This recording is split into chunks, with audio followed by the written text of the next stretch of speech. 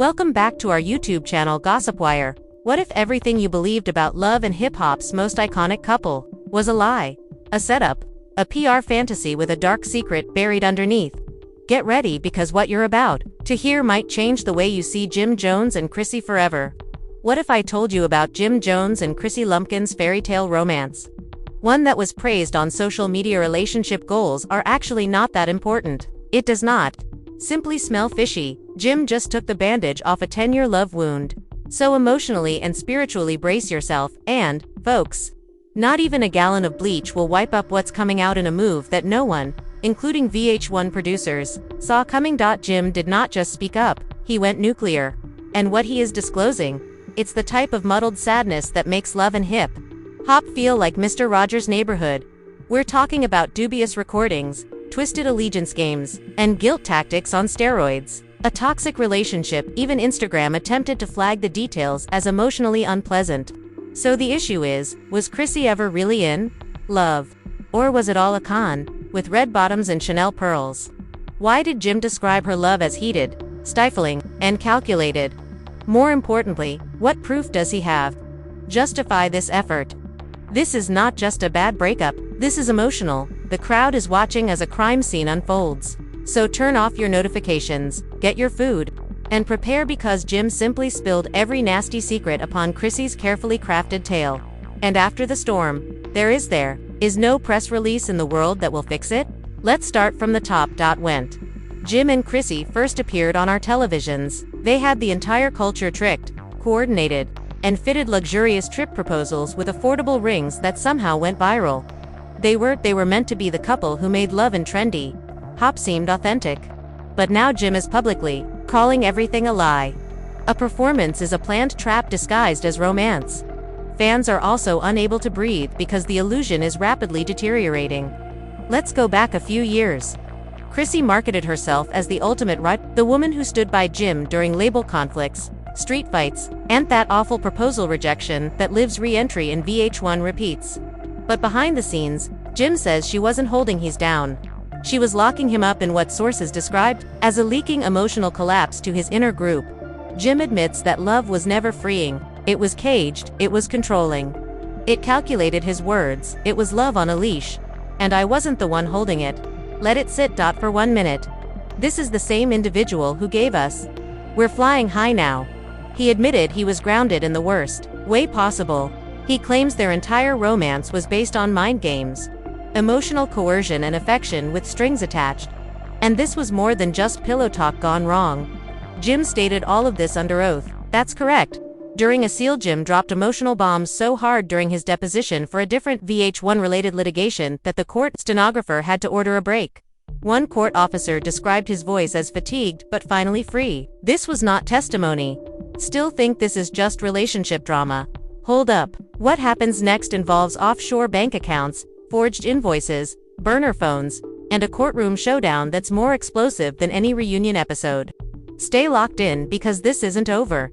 It's just getting lethal. This was a full-fledged purging of evidence. Let's discuss receipts. Apparently, Chrissy maintained a thorough relationships ledger, a detailed spreadsheet documenting every cent she ever spent on Jim: flights, clothing, bail money, haircuts, grills, and even whitening trays for his teeth. All of this was documented with interest. But this is where things get twisted. She apparently used the spreadsheet as a weapon during an argument when Jim requested space. Chrissy supposedly responded, 82 of 311 by 47 states, "I'm not going away." This isn't love. It's a beauty influencer negotiating a hostage situation with Excel and lipstick. That's the title of the documentary series. She apparently shopped around 2-3 networks. But guess who she didn't loop in? One of the executives repeatedly asked Jim Jones, "Is Jim involved with this project?" Chrissy responded, "No, but it's my version of events." That's when the transaction fell through. But hold on. This is not the end of the mess. This is where the lines start to blur between public scandal and outright sabotage. Because what followed next was more than simply shade. Cameron walked into the courtroom as if beckoned by karma herself. There was no PR smile or Hollywood strut, just icy precision and a file folder labeled Confidential C+J, which contained proof. Heavy. Chrissy's meticulously manicured kingdom did not simply tilt. it started crumbling. Cam's entrance was described by one courtroom staffer as a calm before a legal hurricane. He was not there to support anyone. He came to settle old scores and brought receipts. The prosecutors opened that folder. Everyone froze on the first page. A high-quality bank scan, although not under Jim's name. Not even Chrissy's. It said Christina Santiago. Chrissy's prior beauty brand had the same date of birth and address, but the account was located offshore in the Cayman Islands. The B transactions are suspect, sometimes amounting to $25,000 or $50,000. 8. Okay. All categorized as consultancy services for a TV corporation that doesn't even exist in any official records. By the fourth page, a juror requested a break. Not a joke, but Cam only got warmed up. He handed out another bombshell, an invoice trail related to a women's empowerment foundation Chrissy spearheaded during her alleged comeback season. Cam's legal team revealed devastating details. Nearly $190,000 in donor money was redirected to private enterprises tied to Tucky's personal brand. How was the money spent? Not on empowerment, but on glamour. Squad's promotion, shoots, image consultants, including a line item titled Reunion Episode. Wardrobe. Yep. By now, it is alleged that charity funds were used to stage a stunt on reality television. Chrissy appeared to be short-circuiting, with her mouth clenched and her fingers twitching. Her attorney leaned in. Somebody muttered something, but she did not flinch or blink. She just stared ahead, frozen in the courtroom spotlight. Then came the video. A pixelated hotel hallway. Miami Chrissy and stilettos are pacing as if they had received bad news. The phone was pushed to her ear, with muffled yet deadly clear sounds. I told you that if Cam talks, we are done. He has proof. He has backups. I told Jim to shut it down, but he wouldn't listen. Mike dropped the room, fell silent. Chrissy's lawyer jumped up with a privacy objection. Prosecution clapped back. The footage was obtained legally via subpoena. The judge admitted into evidence because what Chrissy feared was already happening. Her whole image, the strong ride or die woman, was unraveling what replaced it, a portrait of manipulation, duplicity, and possibly fraud. The final nail in the coffin came from a former VH1 production assistant. Let's call her C. Nervous. The voice was shaking, but ready to burn everything down. Her first words: Chrissy used to bribe us by slipping cash under the table and cutting scenes that made she looks awful. I saw her threaten a senior editor once, telling him that if he aired the footage, he'd never work again. The jury flinched. Chrissy finally buried her face into her palms. But C wasn't finished yet. She also filed fraudulent invoices, claimed travel reimbursements for shoots that never occurred. One trip was to see Turks and Cows. She called it script development. But today was her birthday. I was there and through it all. Cam sat silently in the gallery. No reaction, no smirk, just ice-cold compasser like Eamon, who didn't need to say anything anymore since the truth was suddenly shouting from courtroom speakers. Meanwhile, outside of the courthouse pandemonium, bloggers are live streaming. Instagram provides updates every 2 minutes. Twitter, on flames, and Mems Merciless One had Chrissy mid-cry with the caption, "When you bet the house on manipulation and it goes for closure." Another showed Cameron walking out in colors, with courtroom cam, reality TV cam, but the most vicious one split photo left side. Jim and Chrissy smiling throughout the VH1 years, right side courtroom skits with the headline "Power Couple" or "Power Scam." And then just before the drama erupted, a black SUV rolled up to the courthouse's side in transit. Jim. No bling, no security flex, just a hoodie, shadows beneath his eyes, and a "wake up before you lose your enthusiasm and your money." Poetic, ruthless, and down to the bone. And, guess what? The judge did not just refuse to go along. He issued an order to take action. Because, shortly after that memo, prosecutors dropped the hammer. They worked together with federal officials to delve more into Chrissy's financial past. That's correct. Subpoenas were issued flying, targeting historical production budgets, nonprofit filings, and corporate records dating back years. Her former. If these allegations are true, the business manager will be subject to federal investigation. We're discussing tax avoidance, wire fraud, even the future. Ryko charges the courtroom. It literally froze. Chrissy slumped in her chair. There are no words. Cameron is in tears, with 1,000 why stares of complete amazement. He rose up, buttoned his blazer, and departed. No mic drop, no final look, simply a silent retreat while the empire burned behind him. But that wasn't the end, boss. Because although the public was captivated to every leak, video, and digital flame, Yandandi Smith walked into the shy, didn't come to spectate, but to speak loudly. Yandandi takes the stand. New foes emerge from ancient shadows, and Chrissy's well-guarded House of Cards encounters the kind of wind that cannot be blocked because if you assumed Cameron's folder was the big conclusion. But you were mistaken. The courtroom had just cooled down when the doors opened, flung open again, and in walked the name that made Chrissy flinch unexpectedly. Yandandi D. Smith has no back door. Sneak in. She stormed straight through the front heels, echoing baby hairs, draped in one hand and Bluetooth in the other. Other. Outside, reporters shouted her name, and her demeanor was stone cold. Pop artsy scrambled. The cameras flashed like warning shots. But Yandandi remained unharmed. She stared at one. She addressed the camera and stated that she had had her say. Now it's my turn inside. It was already tense. Chrissy appeared, fractured. No makeup, HOODIE. Low face down, as if the world were closing in. Jim is gone, Cameron's gone. Even Mama Jones had departed the bench, but Yandandi. She was sworn in with her opening line. The room went silent. I kept my tongue quiet out of respect for 10 years. But today, I spoke to Serbai, and she lighted the match. Dee said that during the 2013 and 2014 LHH seasons, Chrissy ran a backstitch narrative control ring. What does this mean? Bribes, threats, pressure on editors, pressure on producers, all allegedly meant to flip the narrative, making Yandi the villain while hiding Chrissy's real-life problem. One moment was like a stomach punch. I had a panic episode backstage, Chrissy told producers. I was being extra for she's the one who notified my ex where I'd be so he could confront me. Surveillance caught it, and they cut the film, eliciting gasps throughout the room.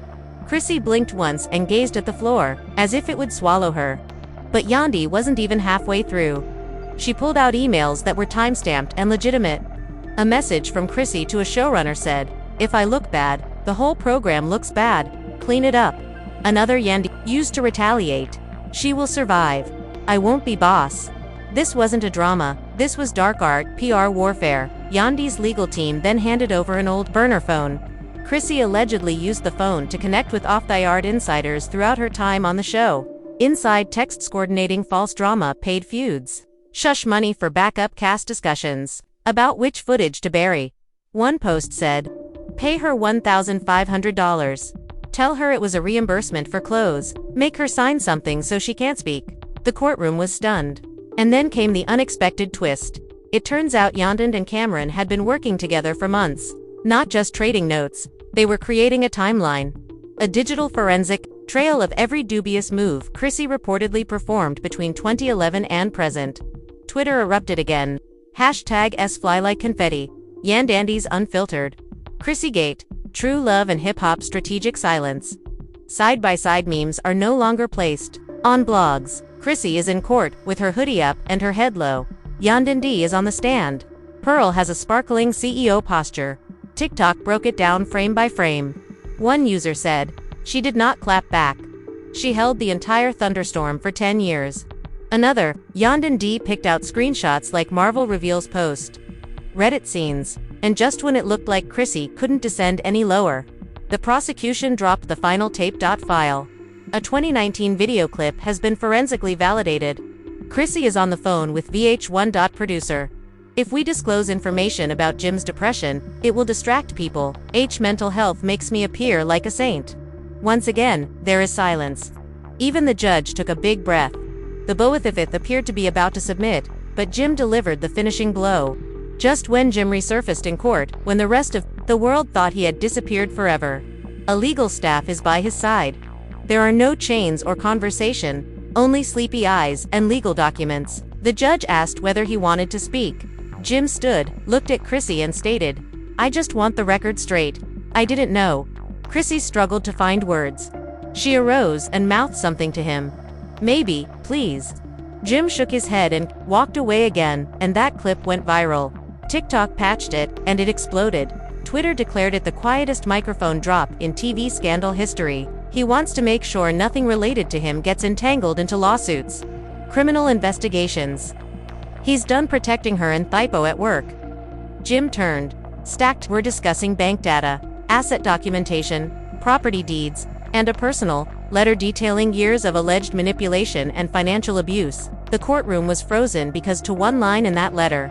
I did not want to see it, but in retrospect it was not love. It was survival for her. Chrissy did not respond. He did not speak, did not blink. She only stared at the floor, paralyzed, in silence, and the court did not waste time. The judge slapped down the gavel, declaring it official.